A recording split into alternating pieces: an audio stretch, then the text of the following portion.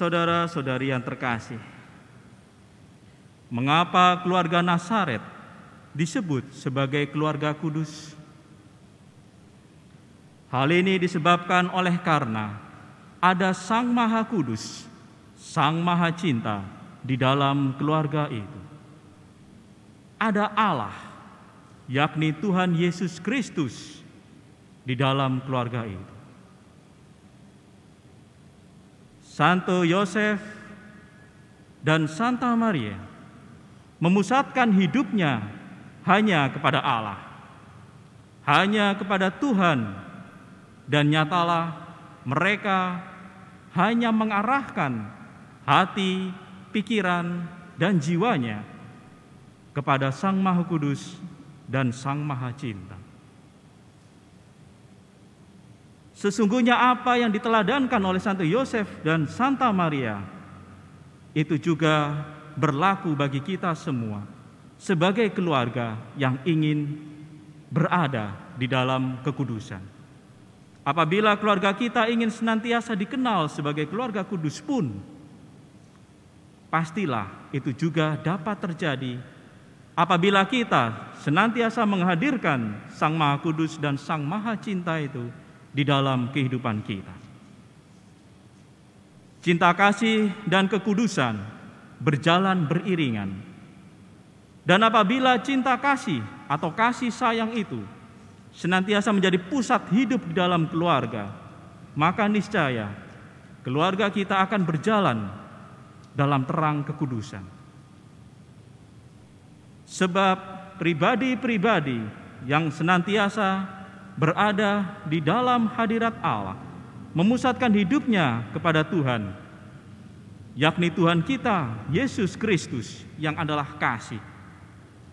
Allah adalah kasih. Sehingga apabila kita senantiasa memusatkan hidup kepada Allah yang adalah kasih, maka nyatalah di dalam kata, sikap, dan perbuatan kita, kita akan selalu peka akan yang namanya kasih itu. Gerakan, kata, sikap, dan perbuatan kita akan terdorong oleh kasih sayang itu sendiri. Demikianlah Santo Yosef ketika dia senantiasa berada di dalam kebimbangan tentang apakah dia harus menikahi Maria.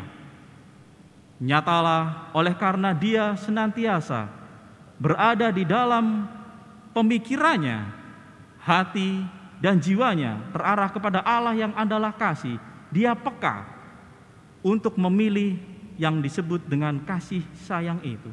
Tindakan kasihnya bahwa dia mengambil Maria, mengikuti apa yang menjadi firman Tuhan.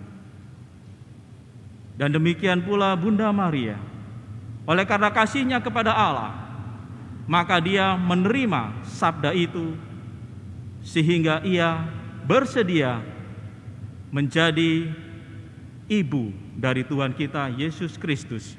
Meskipun pada saat itu ketika menerima kabar, dia dalam kebingungan pula, keterkejutan, siapakah yang akan menjadi suaminya. Tetapi oleh karena gerakan kasih, maka dengan penuh iman, Bunda Maria berkata, "Terjadilah padaku seturut perkataan." Dorongan akan kasih itulah yang menggerakkan sebuah keluarga senantiasa berjalan di dalam kehendak Allah untuk senantiasa hidup di dalam kekudusan. Nah, saudara-saudari yang terkasih, tentunya keluarga adalah sekolah cinta kasih. Dan tidak sekali jadi bahwa keluarga itu tiba-tiba mahir dan jago sebagai keluarga yang senantiasa hidup di dalam kasih sayang. Semuanya itu perlu untuk senantiasa dipelajari. Sebab mungkin ada beberapa apa yang kita amati mungkin belum juga tepat di dalam kita mengolah sebuah keluarga. Dorongan yang utama di dalam sebuah keluarga itu adalah berdasarkan kasih sayang. maka sangat mungkin bahwa ajaran atau didikan kita kepada anak-anak kita hendaknya semuanya itu dilandaskan oleh kasih sayang. Jangan sampai mereka salah paham terhadap ajaran atau didikan kita. Apabila sang anak, mungkin kita ingin menegur anak kita karena main melulu. Terus kita ingin agar mereka, anak-anak kita itu senantiasa berada di dalam rumah. Sehingga kita mungkin menegurnya dengan cara yang keras. Main terus ucul terus. Sampai ireng. Kok nggak tahu nurut, anak mama nuakal kayak gini. Kamu bukan anak mama. Anak mama kok ireng. Terus kemudian gak pernah nurut. Jangan-jangan kamu memang ini bukan anak mama. Ditimpali sama kakak adiknya atau papanya. Bener, nuakal yang ini duduk anak mama papa. Memang kamu nemu gitu ani di ngisor kolong jembatan. Nah, sumpama seperti itu.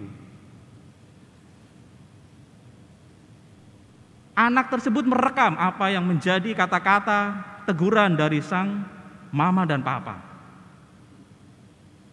Dan tanpa sadar sesungguhnya mungkin sang anak itu berada dalam keadaan luka batin. Dia merekam mungkin benar bahwa saya ini kok sepertinya tidak disayang. Ada pilih kasih dari mama dan papa saya. Lebih sayang sama kakak mungkin, nah, semacam itu, atau lebih sayang kepada adik. Saya sepertinya bukan memang anak dari mama dan papa ya. Dan itu terus dipikirkan gitu kan. Lalu sang anak pergi studi keluar kota. Pikiran itu terus menerus terngiang gitu kan. Lalu tiba-tiba sang anak jatuh sakit, tergerogoti fisiknya, dan periksa ke dokter ternyata kena kanker stadium 4. Di dalam pengobatan masa terakhirnya, sang anak menelpon mama papanya. Dokter bilang bahwa umurnya tidak lama lagi. Sang anak bertanya kepada mama dan papanya, "Ma, Pa, saya selama ini masih terus-menerus bertanya-tanya dalam hati. Benarkah saya ini anak mama dan papa?" Ternyata luka batin itu terekam terus-menerus di dalam hati sang anak.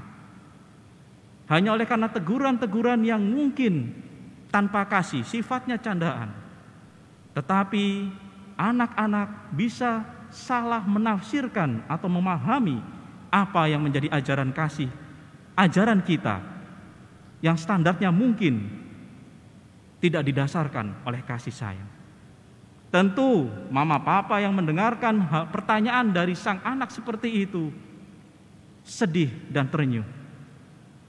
Mereka mengira bahwa ajarannya itu sudah benar, tapi ternyata memberikan luka batin bagi sang anak. Sampai sang anak akhirnya harus menemui ajal dalam keadaan masih terluka semacam itu. Tetapi ada rekonsiliasi. Dengan demikian, apa yang menjadi arah kita semua di dalam membina keluarga, maka landasan yang nyata perlu ada adalah kasih sayang. Sehingga ketika kita melihat bahwa keluarga kita, anggota keluarga kita senantiasa kerasan atau betah di dalam rumah, itu pertanda bahwa keluarga itu adalah keluarga yang sehat, keluarga yang ada penuh dengan kasih sayang. Sebab sang anak tidak ingin ucul terus, senantiasa selalu ingin pulang ke rumah manisnya, ke rumah mama papanya. Sepulang sekolah, sepulang bermain dari manapun, selalu ingin pulang ke rumah. Karena di dalam rumah saya itu penuh akan cinta, penuh kemanisan dan kegembiraan. Sang anak pun akhirnya selalu mempromosikan rumahnya, keluarganya. Mari datang ke rumah saya. Rumah saya ini manis dan penuh kehangatan, kasih sayang, dan kegembiraan. Kamu, teman-temanku, bisa merasakannya sendiri. Dan nyatalah, sang anak akan senantiasa berada di dalam dekapan orang tuanya dan akan menjadi anak-anak yang senantiasa kita harapkan bahwa kelak akan berbakti dan berbudi luhur. Dan itulah bahwa kita telah berhasil membina sebuah keluarga karena kita melandaskan atas dasar kasih sayang. Namun apabila ada yang sifatnya masih menggelitik kita, bahwa sang anak mulai tidak betah atau tidak kerasan, atau anggota keluarga kita ada yang mulai yang semacam itu, mulai goyang-goyang, marilah kita menghadirkan Allah yang adalah kasih. Kita undang Tuhan yang senantiasa kita imani sebagai landasan sumber kasih sayang, Sang Maha Kudus, Sang Maha Cinta. Dengan demikian, keluarga yang indah dan harmonis yang senantiasa kita impikan dan idamkan, itu akan terjadi pada kita semua. Sebab kasih sayang itu menguduskan dan mengindahkan hidup sebuah keluarga.